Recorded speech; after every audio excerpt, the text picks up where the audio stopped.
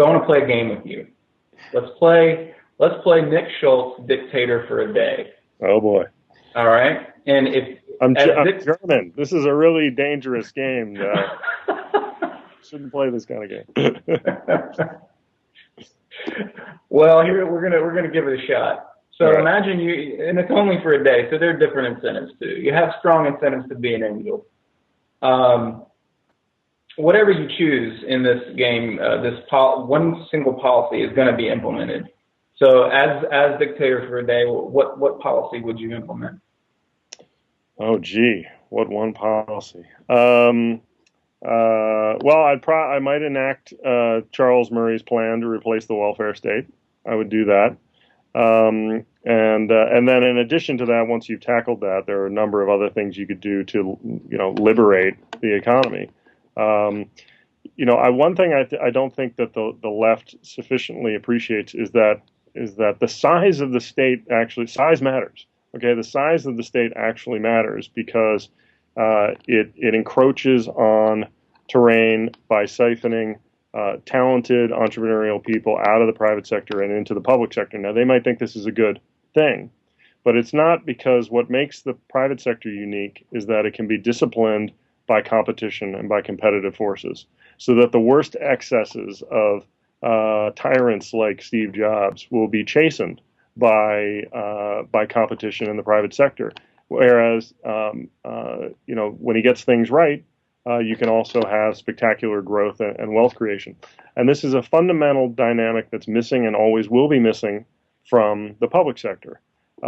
So I do think that this is a fundamental question about how large the state ought to be, and I think it ought to be a lot smaller, because I don't think in the long run, when you're talking about wealth creation that benefits all people, that a large state is conducive to that. There's tons of, and I know you know this, there's tons of economic literature that suggests that's the case too. That when you look at when countries started their growth path, the size of the government actually really mattered for it.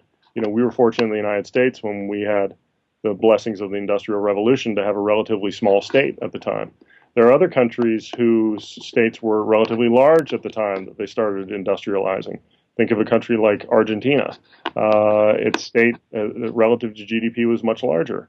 And there's a very good correlation to the point that one could think that they are actually causally linked. That if you have a large state, when you rapidly industrialize, it can actually be harmful to growth and to wealth creation. So it's a fundamental issue, the size of the state, and so I would shrink it. Well, and it makes me wonder about countries, the BRIC countries, Brazil, China, India, BRIC, yeah, and Russia, because their state relative to GDP in all of those countries are their states are relatively large, and when compared with their economies, and yet they do seem to be on a mostly positive trajectory. But then I guess we have to relativize that over time and consider that they were either tin pot dictatorships or autarkic backwaters like India, or they were full-fledged communists like Russia and China. So 8% a year growth, which who knows whether we can trust numbers like that coming out of these regimes, is pretty good if it's true.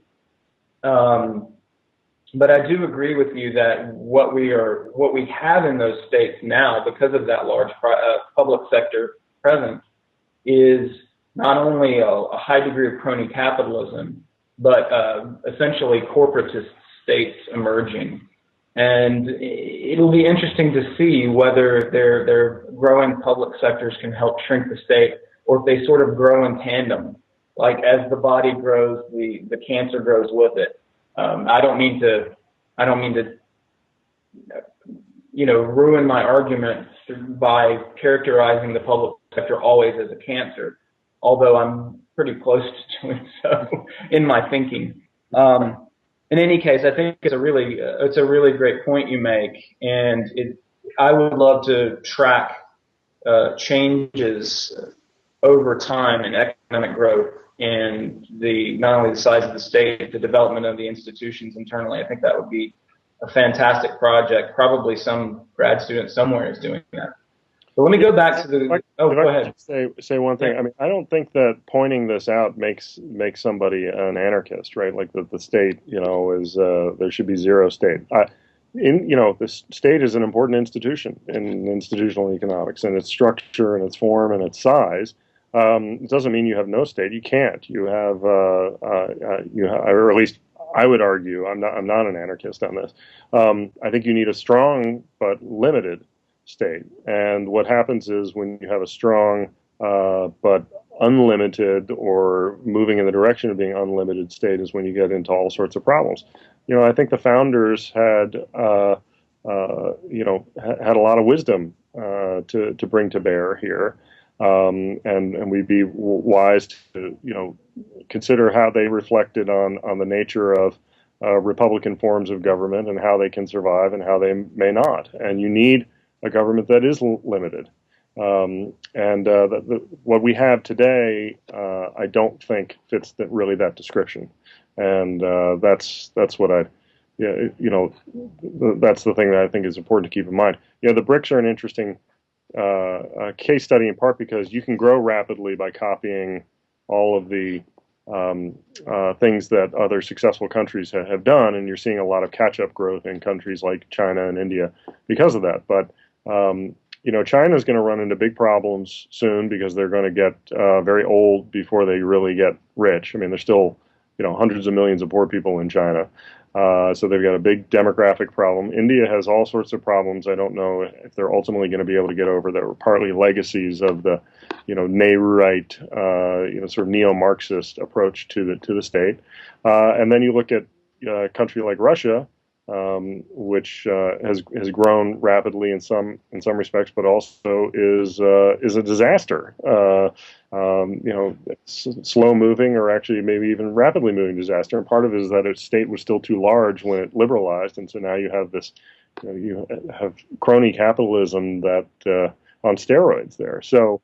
I don't. You can still have rapid growth in these countries from a very low base, but these are not, absent serious changes to their institutional structure, going to be the countries that are going to dominate in this century. I don't think.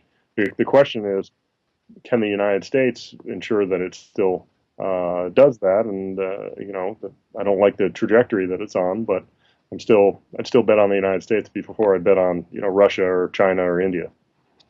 Hmm.